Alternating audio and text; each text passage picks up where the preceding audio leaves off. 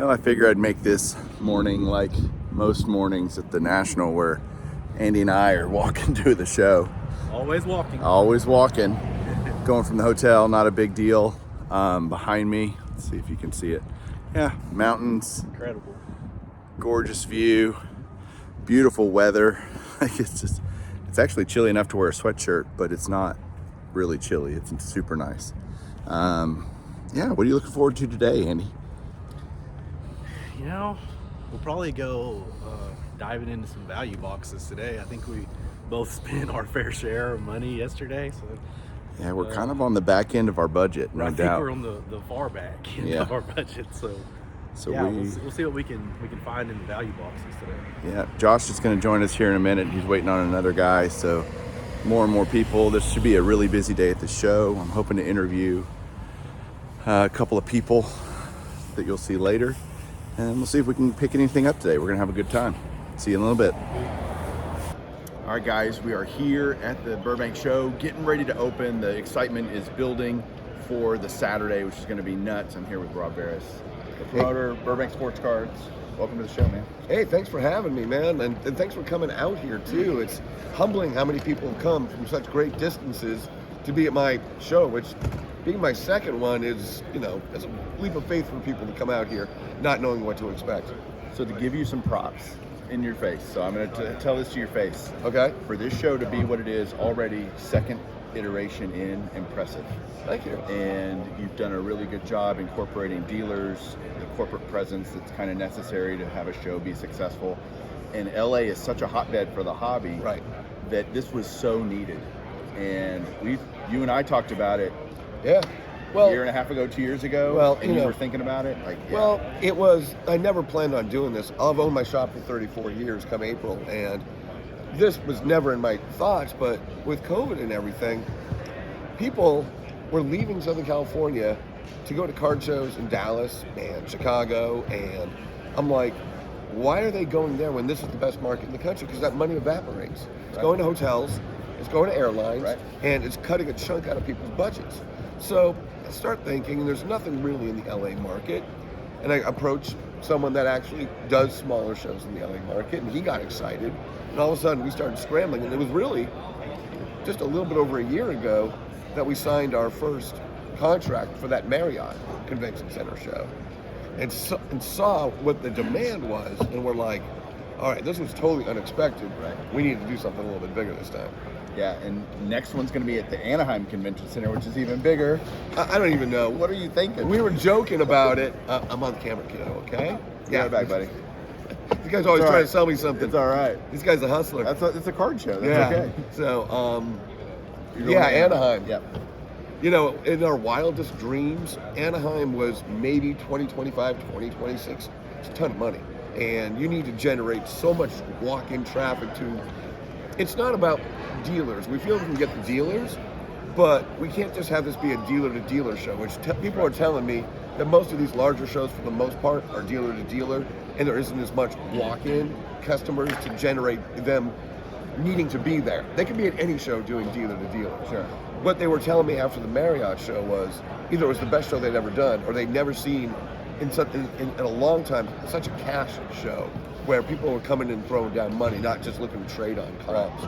And people have been telling me here that it's just insane. And I tell people, hobby's alive. Hobby never went away. Yeah, the idea that shows are dead, I think, is completely wrong. Yeah. And the Dallas show is still doing really well. Mm-hmm. I'm from there, so I go a lot. Sure. But it feels like it's rinse and repeat. Yeah. I think you're doing some cool stuff every show is going to be a next level, right? Well, it feels like that. The hope is for that. It's hard. I mean, this was almost 5 times the size of our other show. So it was a massive leap of faith. Now you're writing really big checks. Now you're dealing with companies that have very big demands of you to come in and do the size scale activations you're doing. And to think that we're doing something even bigger than this in 6 months, we're going to have a couple days to kind of bask in whatever this was. But Anaheim is magical. Anaheim is what conjures up the best shows of the past. It's old Nationals. Yeah, I mean, Cleveland's had great Nationals, but Cleveland is not Anaheim. You know, Atlantic City's had great Nationals, but everybody's been pining for it to come back to Anaheim. We haven't had the National here since 2006. But think about what also Anaheim brings you is the family aspect that people can, hey, Dad wants to go to a show, bring the kids, y'all go to Disneyland while I'm at the show all week. I mean, that'll bring in some more people. Southern California kind of sells itself. It's been beautiful in the 70s here. People coming from all corners of the earth going, this weather is amazing. And, you know, we don't pay for that. It's just part of the package when we get it here. But yeah, Anaheim, it's walking distance from the convention center to the gates is maybe 15, 20 minutes. And, you know, people are like, are you going to go to Los Angeles? I'm like, geez, guys, just back up a second.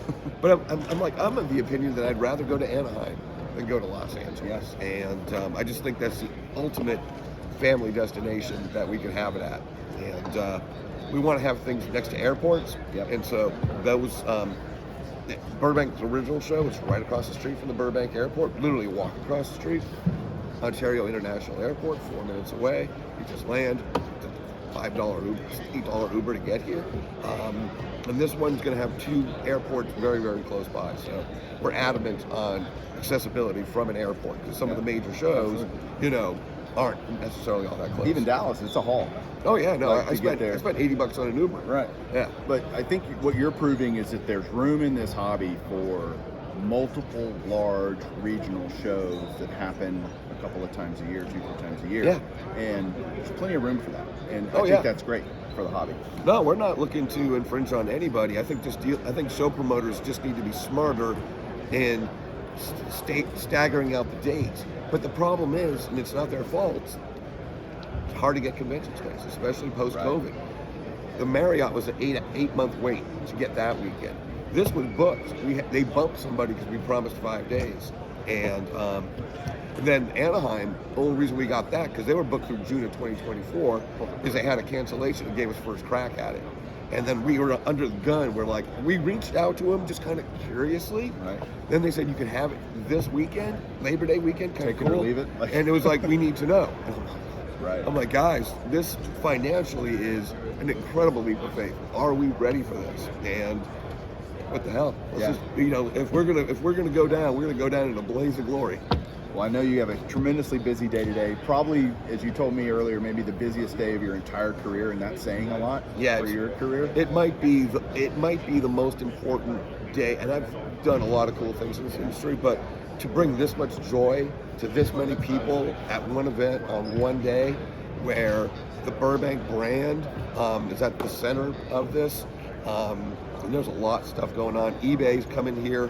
We got them as a title sponsor for our second show, which is big. They're doing a massive activation for kids with Stephanie from Mama Breaks. It's just humbling that so many people are so interested in something that you put on. Well, congratulations, and I hope you have a great rest of the show. Thanks for talking to me. Appreciate it, my friend. Dude, see you. Thank you for having me. Cardfather, out.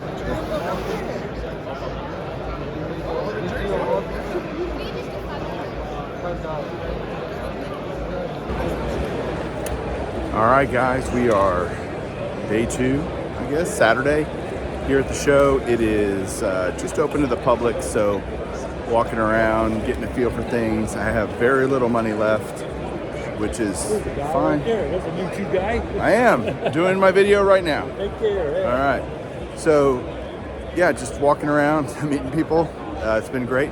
Going to do a lot of that today because I probably won't find a ton of stuff, and that's okay.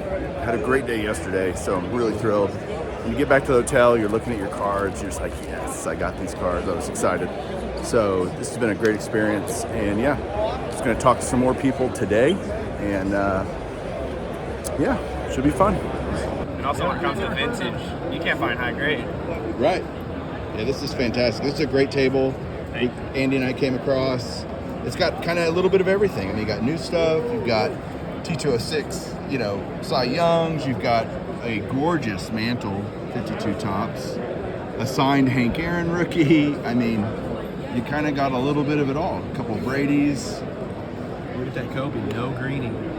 Yeah, look at that Kobe right there, mint 9. I mean, This is the kind of booth that's really cool. Good job, man. Thank you. All right.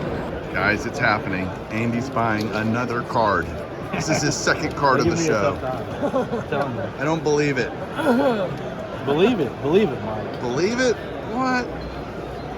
This stuff over here is just awesome, guys. Make sure I'm here.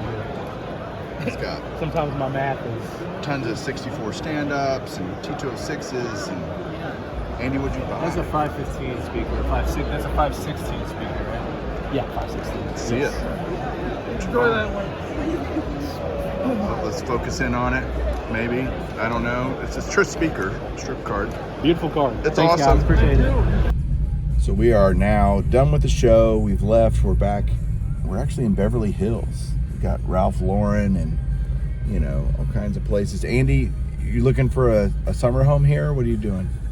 I mean, the level of fanciness here, I feel like it really fits me and my personality so much. So yeah, I'll probably be looking for at least a summer home Good to see you here. somewhere. Yeah, in the you would area. fit right in here, With the man. influencers on Right. the other side of us. Yeah. So totally, yeah, I'll be here. This is cool. So Josh is taking us around a little bit. We had some time this afternoon, and it's just fun to see some parts of LA that I haven't seen in a long time. Andy's never seen. So thanks, Josh. Yeah. I knew you liked it. It's perfectly with your personality. It does. It's totally me. Next stop, Hollywood.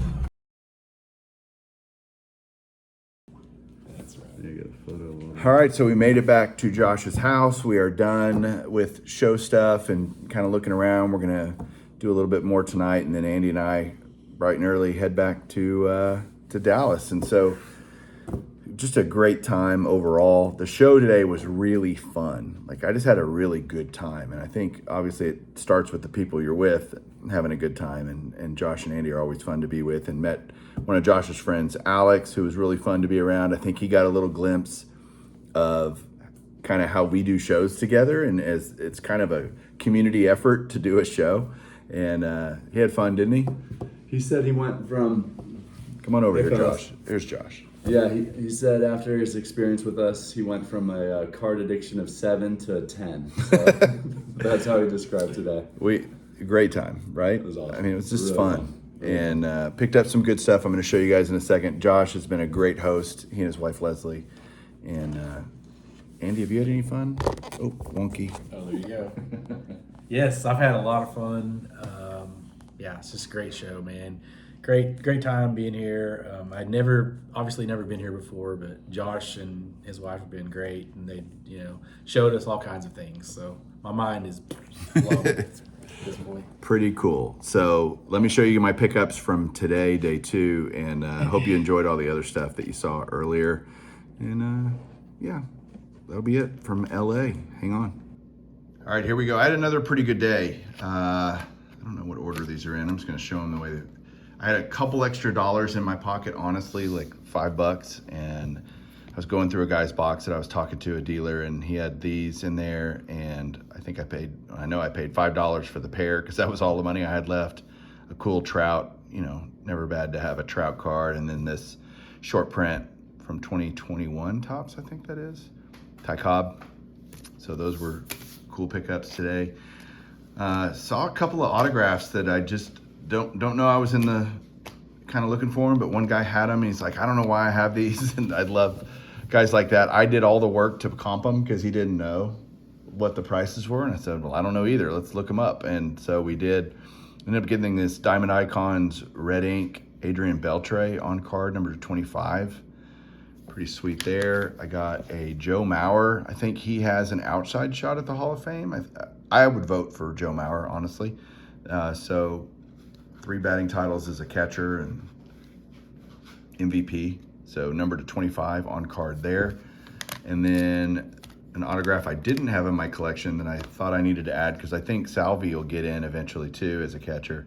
Salvador Perez, number to 25. So all these were Diamond Icons. The guy had opened a case and he had a bunch of these, and so we priced those out, picked those up. Another guy who watches the show, he saw me and said, hi, hey, I got some things you might like, some Hall of Fame autographs. He did. He had a bunch of gilded collection stuff. He was part of a case break, and he had this Barry Larkin. And so I picked that up. I think I paid $40 for this. So that was reasonable for this. This is a pretty high-end product and cool Barry Larkin. Then I got a couple of slabs, low-end slabs, 68 Gil Hodges, 76 Dusty Baker. This was a, hey, Dusty's gonna get in someday and I'll want this card as part of my runs. And the Gil Hodges I just needed for my 4-decade set. So I think I paid $25 for the pair. So that was from Levon actually. So thank you, Levon. Random pickup.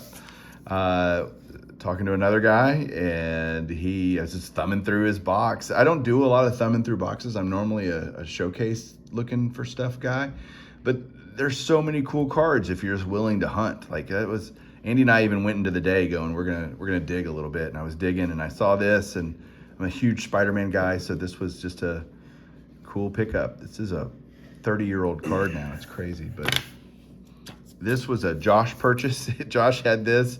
He was about to make it. I talked to him, but that I wanted to maybe buy it from him, and he was about to make a deal with it. And I said, hey, pull that out of there. Don't sell that. And he's like, do you want it? And I said, yes. So I ended up I PayPal'd him the money for this because I didn't have the cash anymore. But so I did go over my budget for this card, but Josh was, I don't have any Ohtani rookies. I think Ohtani's a special player, special kind of talent. And I think it was about time that I got one in my collection. So I did that. And then my final pickup today, so not a lot of nothing high end at all, because I literally went into the day with less than $200 to spend. And a gentleman that we talked to for a long time, Josh did a great deal with him, and he had this Dirk Nowitzki, and I was able to acquire this from him. So yeah, that is my day 2 at the Burbank Card Show. And thanks everybody for following along the little journey here. We had a great time, and if you can make it out here, you should. It's a really cool show, really fun time. So they're doing it right. We'll talk to you guys soon. Keep collecting.